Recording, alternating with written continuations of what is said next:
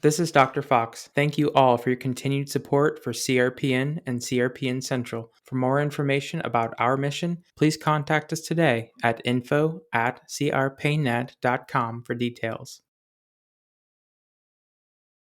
Morning, doctor. Hi, I'm here for my clinical trial visit. I have to admit, coming here to your office to be a part of this trial has been awesome. I am so glad I don't have to travel for hours to participate, and I just feel more reassured that you're someone who knows my past and my story. I'm glad we can do this together. You know, I always thought that contributing to clinical trials was out of reach because of my office location, but these decentralized tools have really helped me to offer more opportunities to my patients. Let's get you logged in. Hello, doctor. Can you hear me? Loud and clear. Thanks for joining us today, Principal Investigator. Our patient and trial participant is here and ready to begin the visit. Excellent. Thank you, doctor. I'm already on my hand. Please continue with the visit. Sure thing. Physical exam done. Everything looks okay. Here are the vitals and metrics from my clinic. The participant did report a rash. I'll use the camera to show you for you to review. Oh, and we have them all scheduled for labs immediately after this call. Perfect. I will record the visit results in the source. Now, how are you doing today, trial participant? How are you feeling?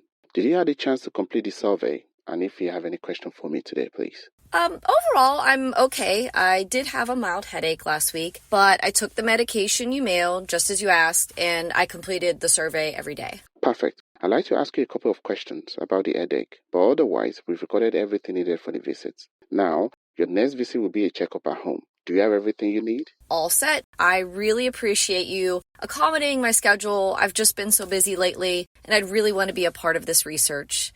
It's really convenient, and I'm just so glad I can be a part of this for my community. Oh, the pleasure is all ours. Thank you for being part of the trial, and thank you, doctor, for hosting the visit in your office. Of course, I'm happy to help, and I'm glad we can work together in the trial. I'll call you this afternoon, PI. We may have some other potential candidates for trial. Decentralized Clinical Trials, technology designed to enhance our industry's efficiency, our trial participants' convenience, and the overall quality of clinical trials. And a new technology that is so feared by an industry hesitant to change that it is oftentimes shunned or ignored without a consideration to the benefits that it may bring. We work in research, an industry dedicated to innovation and new developments. And yet, we are our own hypocrites, as the archaic logistics and inefficiencies continue to bury us in the exponentially increasing costs of modern-day demands. Sponsors, your technology is critical to advancing healthcare in our world, and although risk is involved in trying something new,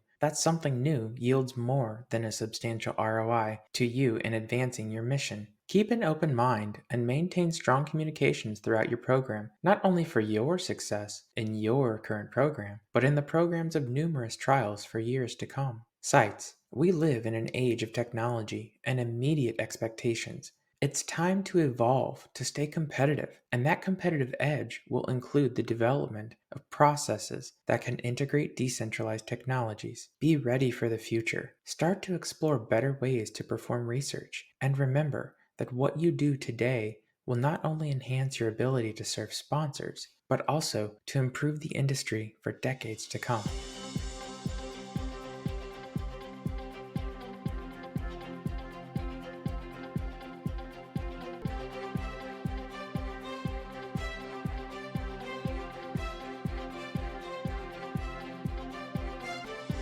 Welcome to CRPN Central, the official podcast of the Clinical Research Payment Network. I'm your host, Dr. Daniel Fox. CRPN Central discusses the real issues with our clinical research industry to explore and identify mutually beneficial solutions for all of our stakeholders. We bank online, we go to school online, and we even see our doctors through telehealth visits online. Research, however, has been slow to adapt decentralized processes as a norm. And even though DCT technologies literally help to save the world, we see a continued post-pandemic progression back to traditional and in-person logistics around the industry. In a world where decentralized technologies offer substantial potentials, how may we improve the adoption and use of DCTs in the industry as a whole? Today, we will discuss decentralized clinical trials, or DCTs, defined by the FDA as some or all of a clinical trial's activities occurring at locations other than a traditional clinical trial site, such as a trial participant's home, a local healthcare facility, or a nearby laboratory. First, we will speak with a site director experienced in deploying DCTs throughout her community. Then, we will speak with a DCT advocate and champion of one of our industry's most prominent DCT groups. To maintain valid comparisons, both interviews will use the same questions, and my guests did not know the questions before the interviews. We will reconvene after the interviews, compare answers, and perhaps identify how we as an industry may better promote and encourage DCT solution adoption among our industry's sites and sponsors. Our first guest directed, planned, and successfully implemented DCT methods on our front lines for over 4 years. Haley Dougay is a DCT consultant and site director at MSB Neuroscience in Jackson, Mississippi. While MSB has its own brick-and-mortar site, it also has an even larger decentralized presence that allows the site to operate compliant and efficient clinical trials nationwide. Haley is a revolutionary and innovative leader in the DCT industry, and I am so thankful she has taken the time to speak with us today. Please welcome with me Miss Haley Dougay. Haley Dougay, thank you so much for coming on to CRPN Central today. Thank you for having me. I'm very excited. Would you be willing to introduce yourself? Yeah, of course. My name is Haley Dougay, and I am the site director for MSB Neuroscience. We are a traditional brick and mortar site as well as a decentralized site. And so we've been working on decentralized trials since about midway through COVID. Been a while. It's been a while, yes. So we do have a lot of experience in the decentralized field. It's still very new to a lot of sites, but we did start with remote components at first and then moved into fully decentralized trials. When you say decentralized trials, so you're brick and mortar, in other words, patients still come into your site, they still have visits at your site, but at the same time, your site has integrated certain things to make decentralization a compliant thing? Absolutely. We have actually worked the same study as 2 separate sites. So we've done one side, we've done fully brick and mortar, a few remote components added in, and then we have also had fully remote subjects, completely decentralized, 2 separate sites with our same staff. Coming from a scientist's perspective, that is an amazing comparative analysis right there, where you have all of these variables that are the same, and the one thing you're changing is the one thing that everyone's worried about, and that's decentralized technologies and decentralized logistics. Are you going to publish this? I'm sure eventually, but we would still have to run more specific data, but that would really be more from our PI's perspective rather than my perspective. Today's topic is decentralized trials and decentralized technologies, defined as those trials, technologies, solutions, logistics that allow us as clinical research professionals to bring research outside of that brick and mortar, to bring it into the community, and to allow us to offer clinical trials as a much more accessible option to our trial participants. I'm going to ask you a series of questions today, and I'm going to ask these questions to another individual. And then once we're done with these interviews, we're going to come together, we're going to compare what you say versus what the individual says, and we're going to see if we can try to identify ways that we can implement or utilize decentralized technologies across the entire industry to try to help raise awareness, raise adoption, and therefore improve how we as clinical research professionals can bring trials to our community. Sounds great. How do you define decentralized trials and technologies in clinical research? When people ask me what does decentralized mean, I explain it as a site with no central location. Technically, we do have a central location, but our participants do not have a central location that they have to go to. So all of their study visits are completed fully remotely. Our PI has a license in over 40 states, so we're able to do research for participants in any of the states that he has a license in. I know a lot of people say that decentralized means siteless, but that is absolutely far from the truth. We still have a physical location. We are still a physical site. We are still required to be in office most of the time. Without a physical site, we would not be able to do a lot of what we do as a decentralized site. So it makes it easier for our patients, but it does not make it easier or any different for us than a brick and mortar site. Every 1572 is going to require a brick and mortar address. It's going to require an address of the location of the source. Where can FDA go to monitor or audit you? That's going to have to be on the 1572. That's not going to go away. Exactly. It's not a matter of the patient going to a site, but it's of the research going to the patient. And even when the research goes to the patient, like let's say you're running decentralized trials, it doesn't mean that patient has to be in the same exact place at the same exact time at all times. Our PI is a psychiatrist. So that's where the specialty comes in. He does do treatment visits with the participants, though he is not comfortable with changing or adding medications and doing that type of treatment, more so just the progress of the study medication. But if the participants do see a GP or a regular physician, or they have to go to an urgent care type setting or anything, we do request that those participants send us those medical records just for our full awareness of what's going on. Could you walk me through the use of a DCT logistic in a real world scenario? We recruit several different ways: social media, recruitment vendors, all types of things. We do a very thorough pre-screening because with decentralized, you need a lot more information from the patient. So whether that be from their word or from medical records that they provide to us, we just have to be very thorough when we're pre-screening to avoid like a significant screen fail rate. So that pre-screening process takes a little bit of time, as well as the screening process, because you can do like an entire screening visit in person, get labs, all of the above. Whereas a screening visit that's decentralized, you may have a couple of days between tasks. You may consent one day and then do patient reported outcomes another day and then do labs another day. A big difference, I guess, would be visit windows.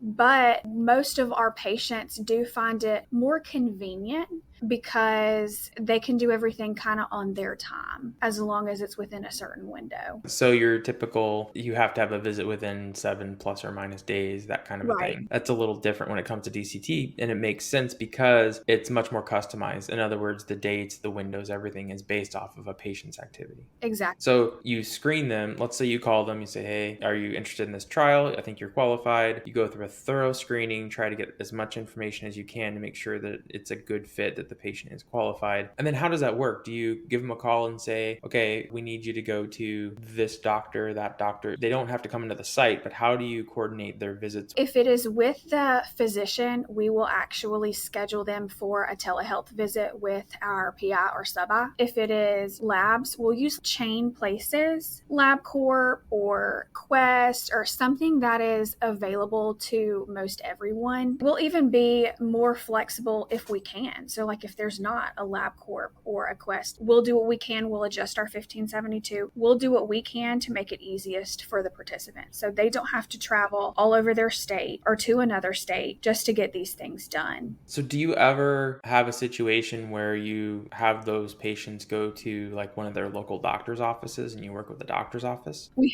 have. How does that work? Do you just have like relationships with those clinics and then you just say, hey, go to this doctor's office for this trial? It doesn't start with a relationship. We have to build a relationship, but we'll just kind of call the location if it is somewhere that the participant is already familiar with going, especially, and then we'll kind of let them know what we're doing, what it requires on their side. And we've not had any problems with other physicians' offices not being compliant. Do you ever run into a situation where the patient tells you who their doctor is and you reach out to that doctor so the patient can go to their doctor? We've not had to, no. Really the only thing that would be like labs. Everything else has been able to go through our physician with the telehealth visits. How does that work with monitors? I know CRAs are often very hesitant about DCTs and DCT recording and documentation and compliance and regulation. In the past few years, how have you experienced CRA interests or concerns in these logistics? We like to be more thorough with our documentation and with our source for that reason specifically.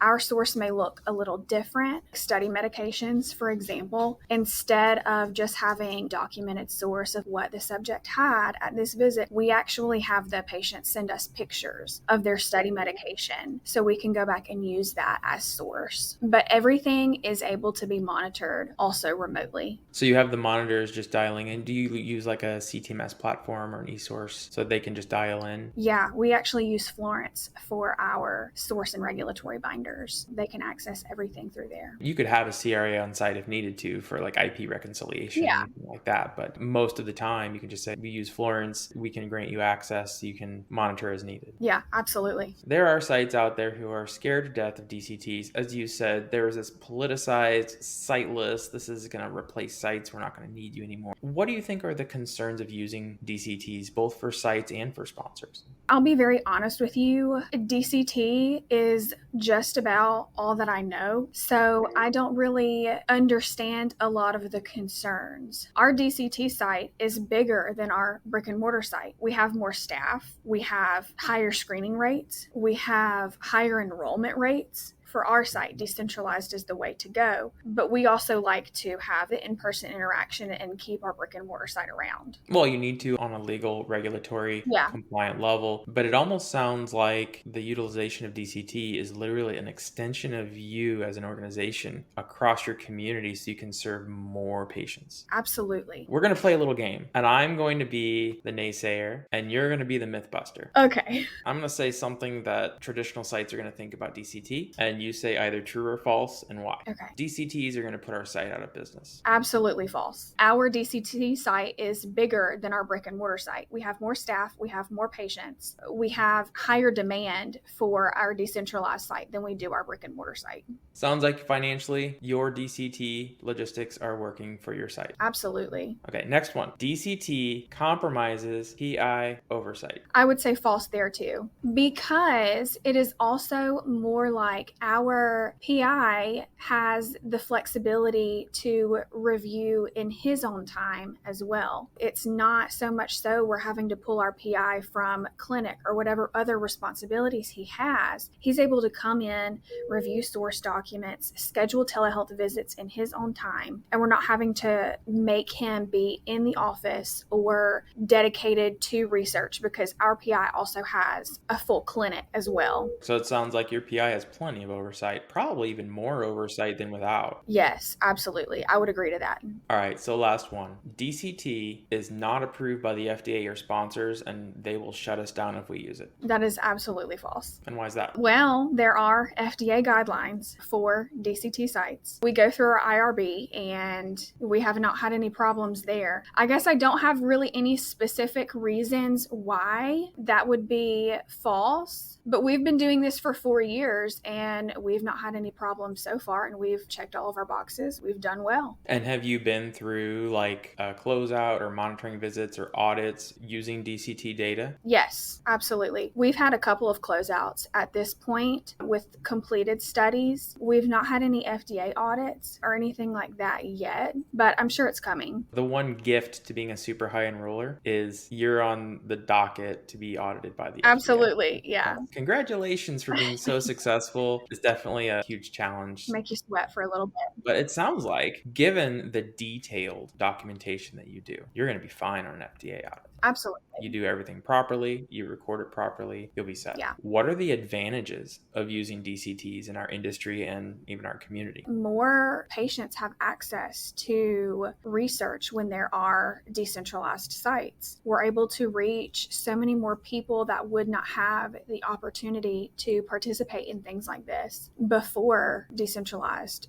became a thing. Research deserts, we talk about it a lot. It's those patients, they're hours away. I live in a research desert and it's always just the rights. For me to be in a trial in this community, even 3 hours away, I would have to have just the right condition, just the right doctor who just so happened to be experienced in research, who just so happened to be awarded a trial. Somewhere here in the center of the country, could be 9 hours away. Right, exactly. We have had people drive 9 hours to be a part of a trial in the United States. Fly across the country. And you have a PI who is licensed in multiple states. Are you running trials across state state lines. Absolutely. And it's a thing, and it's compliant. It sounds like it's financially appropriate. How is your enrollment, not only screen failure ratios, but also successful enrollment goals, brick and mortar versus decentralized? I will put it this way. Our last 2 decentralized studies, we have had to go back and rework contracts to increase our enrollment numbers because we are enrolling so much higher than we would if it were just a brick and mortar site. So you have to get approval for additional enrollment goal Right. as you go up. Mm-hmm. And what is that in screen fail ratios? I would say the screen fill ratio is still a little higher than it would be if it were brick and mortar. And that may not be for all sites, but with our site, our brick and mortar site recruits just from clinics. So we already have medical records and stuff like that beforehand. Whereas with the decentralized approach, we don't have those things. It's almost like a pre-screening is what you have to go through, and then like an extra step to get the patients on a DCT. Right. Pre-screening is definitely more thorough than it would be for brick and mortar, but that's just because of how our brick and mortar site operates. That might not be the same problem that everyone else has. What about patient withdrawal, patient retention? Does DCT impact that at all? I would say a little bit, not significantly, but again, with higher enrollment rate comes higher screen fail rate, higher withdrawal rate, higher loss to follow-up rate. Not significantly high, but still a little higher. Do you think that DCT helps a site with their reputation at all? I think it depends on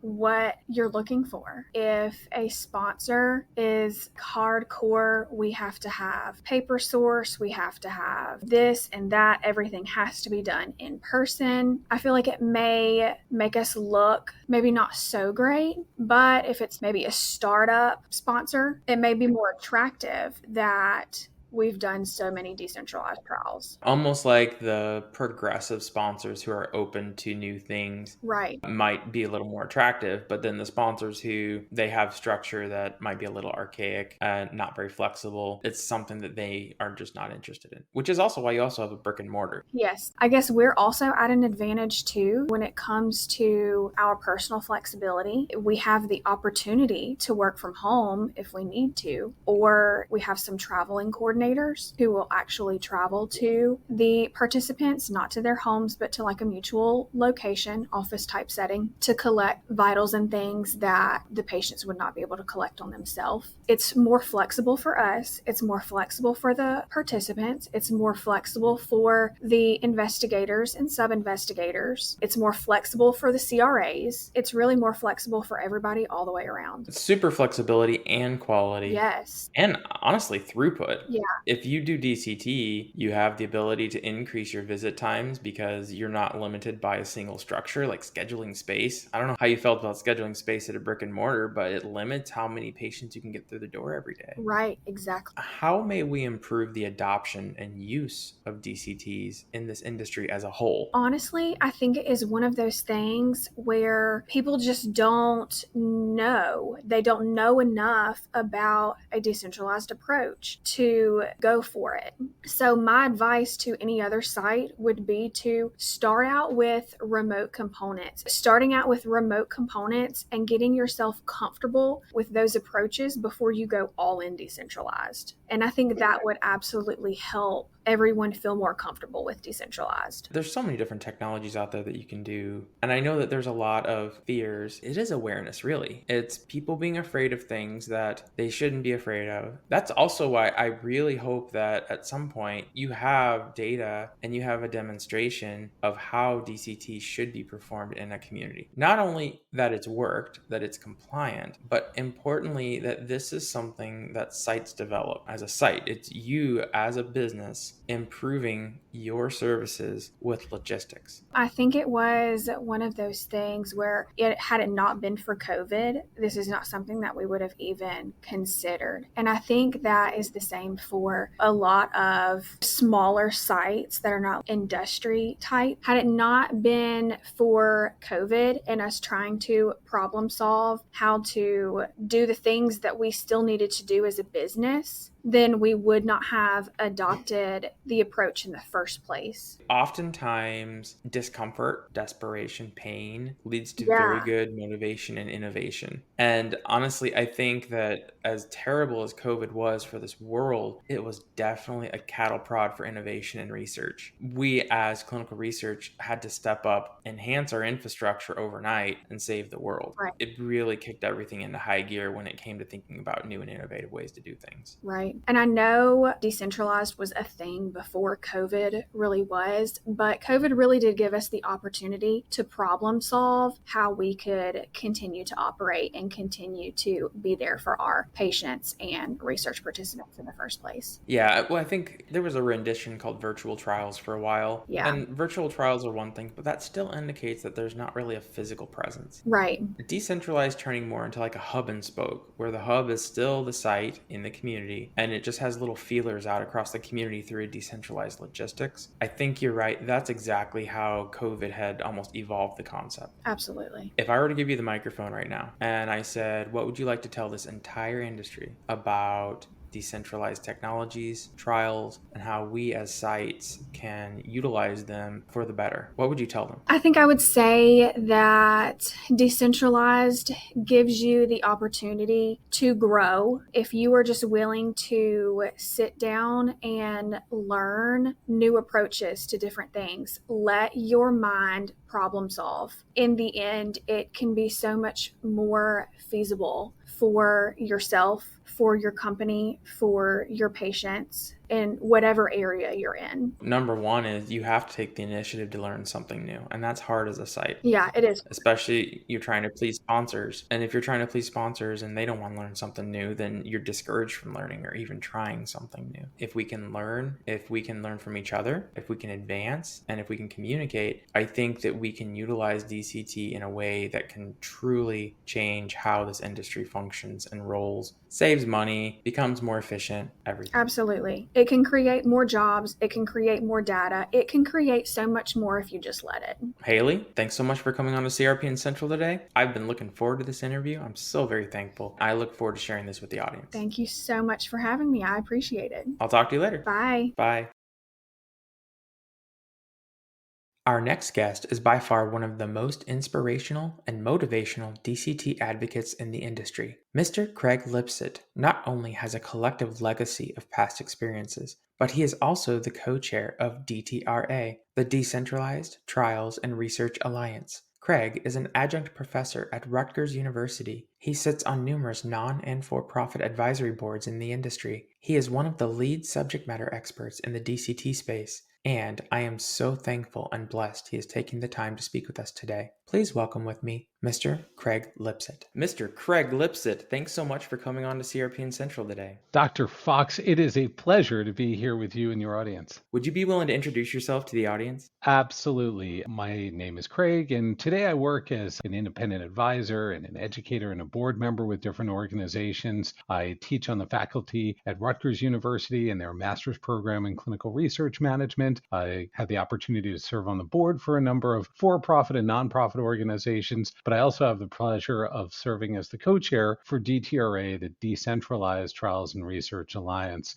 In my past life, I was the head of clinical innovation at Pfizer, before then led clinical and regulatory at a little biotech company, and prior to then helped to spin out a technology company underneath Parexel. My background kind of straddles experiences on the research institution and site side, CROs with tech, with biotech, with pharma, and now I have the pleasure of using those experiences to help lots of organizations at the same time. What has DTRA done for this industry, and where do you think DTRA is going to go with it? It's a really great question. These last few years have been incredibly dynamic. We started planning DTRA just before the pandemic. It came to life during the pandemic, and now here we are on the other side. The time that we launched it, there was so much hype and attention around DCT. So inside of DTRA, we had both the longstanding believers who had been working on these models models for a long time, and we had a lot of tourists and folks that found this interesting and thought this could be an opportunity to lean in and maybe market and grow their business by saying they're in this space. Today is really with the tourists out of the space. We're really working now with the organizations that have been committed to these models of improving access and remain committed. During the hype cycle that we've gone through, DTRA's role has changed a lot for a lot of our members. When there's a lot of hype, people need help kind of sorting wheat from chaff and kind of understanding what's real and what isn't. Today, it's really about sustaining and developing the models that are actually working, generating the evidence of what's really working in our space. It's a different set of needs of this community today from just a few years ago when we got started as a community. I've seen that as well. When COVID happened, I think that was a huge catalyst that spurred so much innovation in this industry. Like you said, there was a little bit of a hype going on. The problem is that the startups that happened in the age of literally when research was the hero of the world and money was just thrown unconditionally to all of these different startups, anyone who grew in that kind of a catalyzing environment came to kind of a culture shock when we got back to normal and the money wasn't there that they thought was there during the COVID crisis. There are definitely tourists among the startups. There are definitely some that sort of believed that this was a way to get access to capital. Many of them right now that maybe had DCT in their booth at Scope or DIA 2 years ago now are AI companies. Maybe 6 years ago, they were blockchain companies. And 2 years from now, they'll be wherever the wind is blowing next. But not to just pick on the smaller companies, there are big CROs that had big DCT signage and claims in their booths as well. And now all of a sudden they swing hard the other direction saying, well, we don't use that term anymore, which I find kind of funny because we're at a time when regulatory guidance around the world is validating and instantiating decentralized clinical trials and decentralized methods. We're still tasked with listening to patients when we're planning and designing our studies, and access still remains a challenge for many. Pharma companies are still implementing and adopting. So it's interesting when I talk to folks, say, on the marketing or sales side that say, well, we don't use those words anymore. And that's just a reminder to me of how some just kind of grab onto these terms for their own purposes, and others are really here to make an impact on the field. And in this case, make change that makes participation feasible for more people. Today's topic is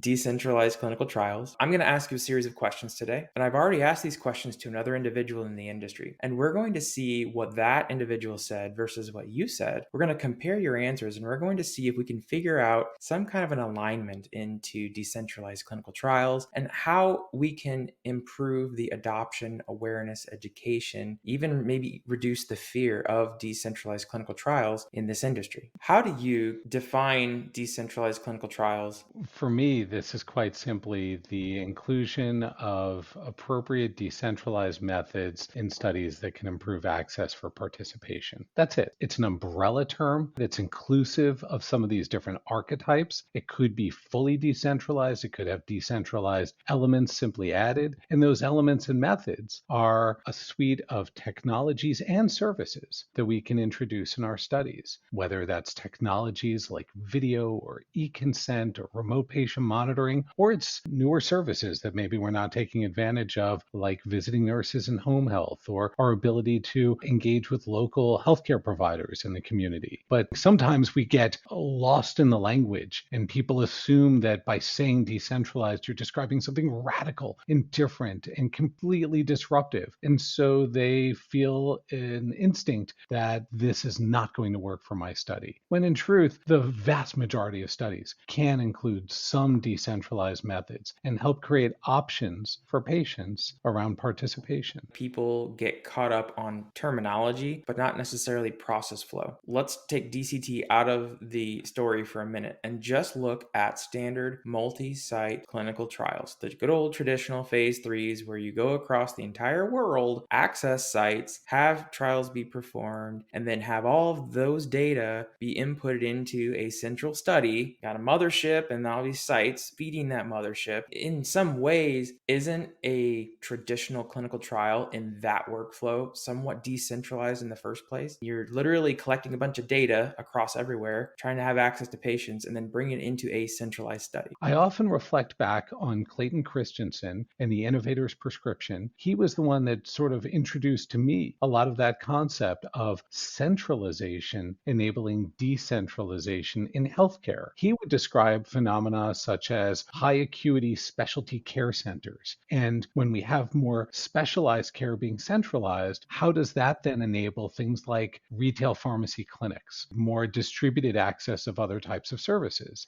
In truth, in our clinical trials, we have lots of things that are centralized. We centralize IRB reviews, we centralize a lot of endpoint assessments, we centralize our labs and sometimes different image analysis and other types of measures. The more things we centralize, the more opportunities there are to then distribute or decentralize how the patient participates. And that's really the decentralized element we think of. Could you walk me through the use of DCT in real world scenarios? To answer that question, I'm going to separate out how it's used in industry versus academic research, because we do see adoption looking very different between these two. I think in industry, what we see more and more of is this process of ensuring that patient voice is being heard. And so during that study planning, design, feasibility process, there are more cycles and opportunities to look at the visit schedule for where these procedures can be done in more flexible ways. I think what we see a little bit more of with some of the academic research underway today is really baking those strategies much earlier into the process of designing the study. So it's not really a downstream review of a visit schedule. It's more upfront during the planning of the study itself that this is how the study will be conducted. And so you start to see much more ambitious use of decentralized methods in a lot of academic studies. I think we'll start to see more sponsors that are trying to pull the evaluation and inclusion of these methods earlier in the process, the way we see with academic studies. It's just a little harder when we think about that process of how a protocol goes from an idea and concept through to a final approved protocol. So right now it tends to be a little later in the process, more around design and feasibility for a lot of orgs. I think that draft FDA's DCT guidance included in it the description of DCT capabilities being in the schedule of assessments in the IRB approved protocols. Yeah, and I think what we'll see is not even just this notion that if you're doing a DCT method, it should be called out in that schedule, but just that we're being more consistent in calling out location in general, that we shouldn't assume the location is in one place or another, but making an effort to capture that earlier on. I expect we'll see as the FDA's final guidance comes out, we'll see a lot more clarification there. Oh, fingers crossed. Let's say that protocol's approved, a site has it. How would a site run through that? I think the challenge for many sites involved in industry-sponsored multi-center research is they're being passed down a lot of directives around what tools to use, what methods to use, what options are available. That's not surprising. When pharma and CROs are running studies, they do tend to pass down a lot of directives and expectations. They kind of take that spirit of a randomized controlled trial and take that word control in a very different direction. We're starting to see trends and pathways to be able to create more flexibility for sites to have more opportunity to say, this is how we do visits like these in our environment. These are the tools or processes that we use. One initiative I'm very excited about within DTRA that's being led by a combination of a leader from industry, from tech, and from a large research institution is around creating some of the standards that can allow sponsors to let sites bring more of their own tech and process in a more consistent way so that sites can have more confidence investing and sponsors can have an easier time saying yes and letting sites use those own technologies in these studies. I think today it's very hard for a site to look at that protocol and look at their own capabilities versus reacting to what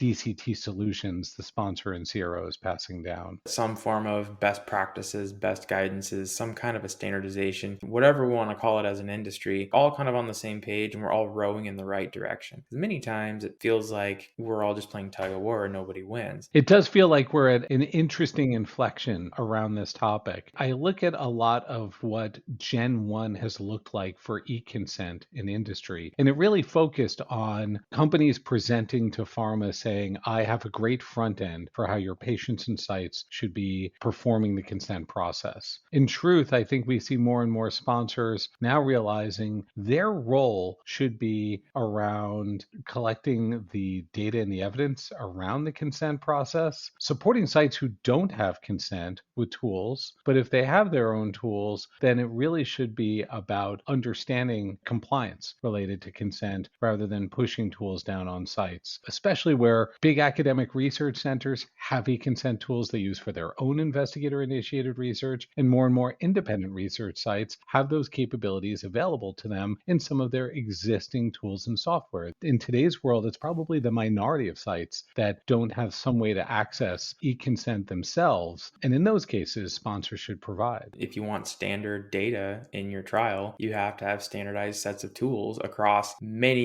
independent contractors, which is a huge lift. But it shouldn't mean a common front end that everyone has to use. We can standardize and normalize the data architecture, the data flow, and sites can then have the flexibility so that on their side, there is a standard. That at my research site, all of my patients should be consented the same way with the same process. Because let's face it, the consent is between me and my investigators and the participant. The sponsor, you're not even a party to this. You should just be concerned with compliance and the data coming from it, signatures, dates, and versions. And beyond that, this is between me and my patient. However, the sites accomplish the objectives of the trial, that's on the site to have those developments, as long as we have the same quality standards, quality data, quality collection. What do you think are the concerns of using DCTs, both for sites and for sponsors? I think when it comes to sponsors, there's fear of unknown, there's fear of additional burden and work for them and their study teams, there's fear of pushback, in particular pushback from sites and coordinators. For some, maybe they were involved in the study early on or during the pandemic that tried using some of these tools. But in those cases, those tools were being aggressively introduced with urgency in the midst of a pandemic. And so their experiences were probably pretty bumpy at best. And even today, there are instances where maybe a tech vendor oversold what a capability would look like, and the study team felt burned by that experience, or they struggled with a visiting nurse experience. There are different experiences that individuals have had that create a challenge for them to say yes going forward. They also might not feel supported by their own leadership and management in their organization. Are they giving me the capacity, the additional resource, the additional time to help to manage and bring on this new vendor, a new partner, a new process? I think when it comes to research sites, there are a couple of good reasons for concern among investigators and coordinators. Certainly, people are saturated with technologies being pushed in front of them, and the need to log into one more system breaks under-resourced, overworked research staff. There is legitimate concern among investigators related to their ability to have oversight for the things that are happening outside of the clinic. And that oversight might mean a visiting nurse coming from the CRO, or since we were talking earlier about the DCT draft guidance from FDA, we see language in there about healthcare providers doing routine care activities in the procedures, which is great for improving access, but again, comes back to the investigator. How do I have proper oversight for what's happening? I think a last concern after the technology overburden and the oversight concerns from a research site perspective is just around finances. Am I being paid fairly for the additional time that may be needed? I still have oversight responsibilities. Am I being paid for the oversight responsibilities if a visiting nurse is going out in the field? Am I going to lose revenue because some of these procedures are being shifted elsewhere? And while some might say, well, perhaps you'll lose some revenue for a low acuity procedure, but you'll get more patients in your site to make it up with patient volume, that can still be a concern in terms of what the economics start to look like with these different interventions being introduced on the site's final budget. What do you think are the advantages of using DCTs in our industry? There are three overarching themes that people lean into. The first that's most evident for folks is around the patient considerations. Can we better support support access, experience, and use KPIs around recruitment and retention, but also patient factors around diversity, inclusion, representation? Can we help to mitigate some of the barriers that otherwise prevent some patient populations from being able to access and participate in research? That doesn't mean that all of a sudden an exponential number of people of color will suddenly raise their hand interested in your trial. But what it does mean is that when you're pursuing other diversity initiatives to better expand your recruitment funnel, these individuals will be able to move through that funnel. They're not going to get squeezed out because all of a sudden there's too much burden for them to be able to get there. I think a second factor for many sponsors today is around resilience. It's an unpredictable world. Is there a COVID-26? What's the next instance of either weather or war or other factors that will stand in the way of a patient being able to consistently get to a research site? And to what extent is this actually a risk mitigation measure, an opportunity for me to have better resilience in my trials? I think the third factor,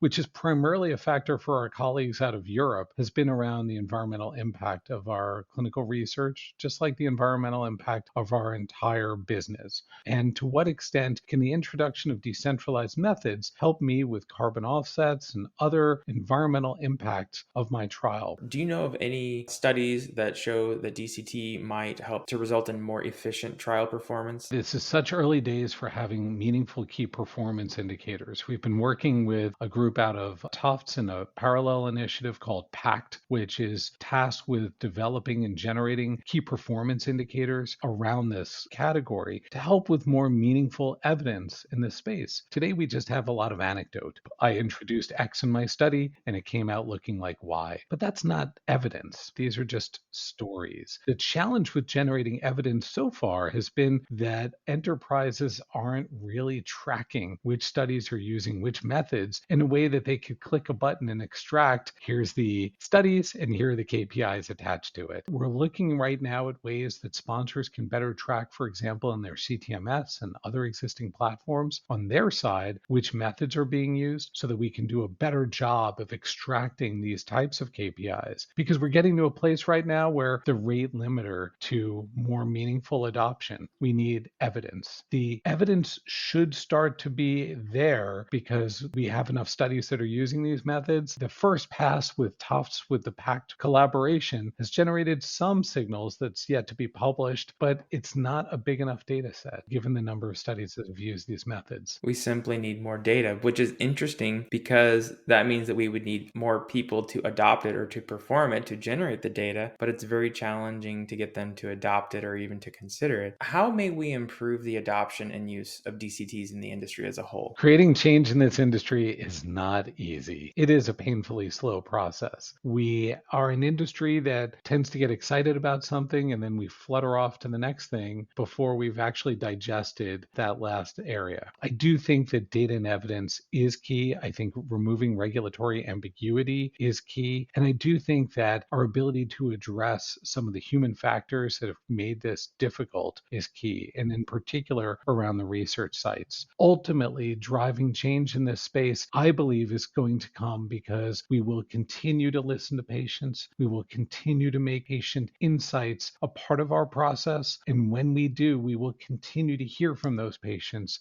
the barriers they face around accessing the ability to participate in our trials. Absolutely. If we can improve the patient experience, that is our root cause. Happy patients, happy trials, happy sponsors. If I were to hand you the microphone right now and I said, what would you like to tell the entire industry about decentralized trials, decentralized technologies, and what we can do right now and in the future to improve DCTs and DCT adoption, what would you tell them? I would say that everybody can take a step forward. We don't all have to take a giant leap and enter some radical void that's unfamiliar and scary. But if we can collectively take a step, that would be a massive shift. So what does a step mean? Maybe I'm a data manager and I'm getting more savvy with how I can better better integrate and get ahead of connected data flowing into my trials. Maybe I'm a study monitor and I can get ahead of and better understand how I can work with my investigators around oversight when there's some of these different approaches involved. Maybe I'm a study coordinator and there's an area that I find a way to have more confidence saying yes to some of these approaches. It doesn't have to be radical. Simply introducing an appropriate decentralized method that can improve access for patients will improve a life on the other side of our study. And it's worth that effort. But it only happens if we can start taking those small steps, find those ways to say yes, nothing radical, just incremental. And all of us taking that incremental step forward is remarkable. Take little baby steps, all of our baby steps, maybe toward or away from our comfort zone, to expand our comfort zone, to really understand the truth behind the regulations, to not be afraid of what we shouldn't be afraid of, to consider and open our minds to what is actually possible. And as a result, we can all come together and hopefully improve the lives of our communities, our patients, and entire generations to come. Let's go, Dr. Fox. Let's do it. Craig, thank you so much for coming on to CRPN Central. An amazing interview. Fingers crossed on that FDA guidance. I'm hoping to see it really soon. Thanks for coming on. Oh, it's an absolute pleasure. Thanks for having me. All right. I'll talk to you later. Bye. Bye-bye.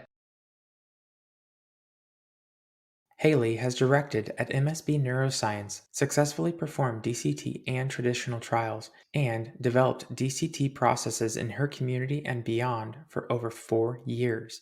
It's important for sites to start small with remote components and slowly move into complete DCT logistics. DCTs are not siteless, but rather do not lock trial participants into a single physical location. And while DCTs bring convenience to trial participants, site personnel may have an opportunity to work from home here and there. However, full trial performance will take just as much, if not more, work and attention to thoroughly document and execute processes for successful DCT performance. Properly performed DCTs offer flexibility to trial participants, staff, the PI, the CRA, and every stakeholder involved. From Haley's experience, the myths behind the negative impacts of DCTs in business models, PI oversight, and regulatory approvals are completely false. If we allow ourselves to problem solve, open our minds to the compliant possibilities, and as sites develop new and innovative ways to open access to our communities, we can fight the research deserts, eliminate the just right barriers for our patients, and utilize decentralized methods as an extension of research sites to create jobs, offer more data, increase efficiency, and importantly, expand access to clinical trials for entire communities of potential trial participants. Craig has worked as an advisor, educator, board member, and overall advocate for many years. Now, as co-chair of DTRA, he collaborated throughout the DCT hype with leaders throughout the industry to separate the wheat from the chaff with the long-term believers and the tourists alike. And now, DTRA works to sustain and build evidence for the decentralized models that are working. Although perceived as radical and therefore intimidating to many, most of the studies in our industry are already in complete alignment to take small steps forward toward decentralized methods. Sites are often passed down technology by sponsors and CROs who take randomized controlled trials to an impossible level, which applies some challenges in industry scalability. Instead, sponsors should focus on the compliance of signatures, dates, and versions, not the exact technology that a site uses. And while sponsors fear the unknown and the repeat of failures that may have occurred during pandemic-era adoption of DCTs, and sites are concerned about tech burdens, PI oversight, and negative financial consequences of DCTs, creating standard guidelines, advocating and educating the masses, collecting additional evidence, encouraging everyone to take one small incremental step forward, and importantly, listening to patient considerations and evolving our methods to reduce impeding barriers that may improve DCT awareness, adoption, and overall progress. Both of today's guests acknowledge the impact and advantage of decentralized method applications, specifically for trial participants. Our guests also aligned with taking small and incremental steps as a focus and of flexibility, both for staff personnel and technology standards. And where Haley believes we as an industry need to increase awareness about proper DCT use, Craig confirms that one of our greatest rate-limiting factors is evidence, and as a result, enterprise collection of the appropriate KPIs. So how may we improve DCT adoption and use in the industry as a whole? From Haley's perspective as a research site and Craig's experience at DTRA, both interviewers aligned across three distinct principles. To improve DCT awareness and adoption, we must focus closely on education, incremental steps, and flexibility. Take the time and the initiative to problem solve and explore the regulations to identify what can and cannot be done as a site. Start small with remote components and encourage every industry stakeholder to take a small step forward and work as an industry to adopt the standards that we can agree on to allow flexibility for our professionals, our participants, and our industry as a whole for compliant performance, efficient processes, and inclusive access to clinical trials for patients throughout our communities. Thank you everyone for tuning in to today's very special Decentralized Trials episode. DCTs are safe, compliant, efficient, financially feasible for everyone involved, and importantly, revolutionary for our patients everywhere. If you are interested in learning about DCTs or have questions about how to start them in your organization, please reach out to Haley and DTRA to start your innovative adventure today. Thank you to Haley and Craig for taking the time to speak with us today. Thank you to Abby Proch, Dr. Adewale Larwence, and Orsolya Larwence for volunteering in today's CRPN short. Finally, thank you to our CRPN Central sponsors for making this podcast possible. Thank you again for listening, and we'll see you next time on CRPN Central.